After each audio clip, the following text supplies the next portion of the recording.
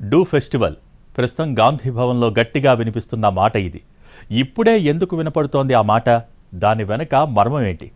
ఎన్నికల క్రతువు ముగిసి రిజల్ట్స్ కూడా వచ్చేశాక ఇప్పుడు కొత్తగా ఫెస్టివల్ ఎవరికి? ఇక ప్రభుత్వ పార్టీ వర్గాలు జోడెద్దుల్లా ముందుకు పోవాల్సిన టైంలో కొత్త ఫెస్టివల్ ఎవరికి? Let's watch. తెలంగాణలో కాంగ్రెస్ పార్టీ అధికారంలోకి వచ్చాక నామినేటెడ్ పదవుల కోసం చకోర పక్షులా ఎదురు చూస్తున్నారు చాలా మంది నేతలు. పార్టీ గెలుపు కోసం పనిచేసిన వాళ్ళు, టికెట్లు ఆశించి భంగపడ్డ వాళ్ళు, ఇతరత్రా వివిధ రూపాల్లో సాయపడ్డ చాలా మంది నామినేటెడ్ పోస్టుల కోసం ఆశగా ఎదురు చూస్తున్నారు. పార్లమెంట్ ఎన్నికల స్కెడ్యూల్ కంటే ముందు 34 మంది నాయకులకు పదవులు ప్రకటించారు.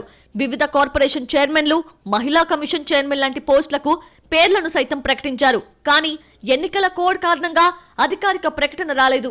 అదిగో జీవో, ఇదిగో జీవో అంటూ ఆఖరు నిమిషం దాకా కాలం వెల్లబుచ్చడంతో అప్పట్లో కుర్చీలో కూర్చోలేకపోయారు సదరు నాయకులు. ఇప్పటిక ఎన్నికల ప్రక్రియ పూర్తయింది, కోడ్ కథ ముగిసింది. దీంతో నామినేటెడ్ పోస్టుల కోసం పేర్లు బయటకొచ్చిన నాయకులంతా జీవోల కోసం సచివాలయం వైపు ఆశగా చూస్తున్నారు. అదే సమయంలో నాడు ప్రకటించిన 34 పేర్లు అలాగే ఉంటాయా లేక మార్పులు జరుగుతాయా అన్న చర్చ మొదలైంది. ఖచ్చితంగా 5-6 పేర్లు మారతాయన్న ప్రచారం గట్టిగానే ఉంది. అలాగే ముందు ప్రకటించిన కార్పొరేషన్స్ ని మార్చే ఛాన్స్ ఉందంటున్నాయి కాంగ్రెస్ వర్గాలు. అనుబంధ సంఘాలకు చెందిన ఓ నాయకుడు తనకిచ్చిన విభాగం వద్దని సీఎం దగ్గర మొరపెట్టుకున్నారట. ఆ మొరను సీఎం పరిగణలోకి తీసుకుంటారా లేదా అన్న ప్రశ్న కూడా వస్తోంది. గతంలో ప్రకటించిన 34 నామినేటెడ్ పోస్టులతో పాటు మరో 10 నుంచి 15 మందికి కూడా ఛాన్స్ దక్కవచ్చంటున్నారు. కొత్తగా పదవులు పెరిగే అవకాశం ఉన్నందున ఆశావహులంతా జిల్లా మంత్రులు, ఇన్ఛార్జ్ ఏఐసీసీ కార్యదర్శులు, ఎమ్మెల్యేల చుట్టూ తిరుగుతున్నట్లు తెలుస్తోంది.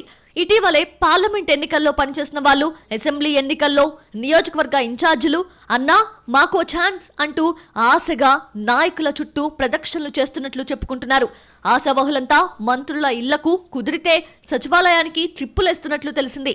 ఇక ఉస్మానియా యూనివర్సిటీ నాయకులు కూడా మా కోటా సంగతేంటని అడుగుతున్నారట. తెలంగాణ ఉద్యమకారులను గౌరవిస్తామన్న కాంగ్రెస్ ప్రకటనతో ఉస్మానియా ఉద్యమకారులు కూడా ఎవరి ప్రయత్నాల్లో వాళ్ళు ఉన్నట్లు తెలిసింది. ఇలా ఎవరి ప్రయత్నాలు వాళ్ళు చేసుకుంటూ నామినేటెడ్ ఆశల పల్లకిలో ఊరేగుతున్నారు. ఈ సస్పెన్స్ కి త్వరలోనే తెర పడుతుందా లేక ఇంకొన్నాళ్ళు నానుస్తారా అన్నది ప్రస్తుతానికైతే క్వశ్చన్ మార్క్.